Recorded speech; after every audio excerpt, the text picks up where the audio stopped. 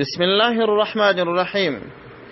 یو ورور پوښتنه کړې ده، وایي یو ځای چې د یو سړي ښځه زړه نه غواړي او په ده یې تعویض کړي، دا ښځه ورته وغواړي، دغه څنګه دی؟ د دغه ورور د پوښتنې په جواب کې باید ووایم چې یو انسان نارینه او ښځینه دواړو ته الله عز وجل صلاحیت ورکړی دی.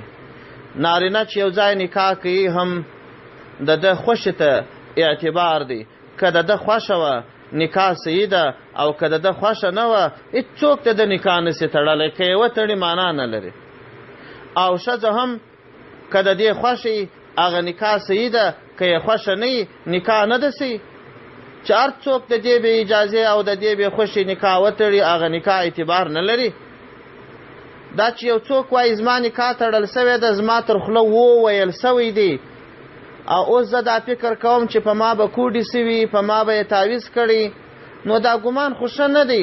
خو بیا هم که چیرې شک وي نو کوشش دې وکړي هغه آیاتونه د قرآن دی وایي چې هغه سحر اوموي او سحر بیا پر سړي تاثیر نه کوي، چې هغه د سورة بقرې اول 15 آیاتونه او اخر 3 آیاتونه دي، دا دی وایي. او د قرآن عظیم شان اخر 2 سورتونه دی وایي قل اعوذ برب الفلق او قل اعوذ برب الناس.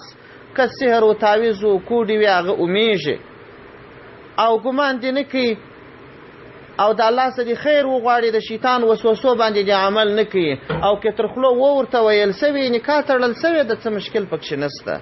والسلام علیکم ورحمة الله وبرکاته.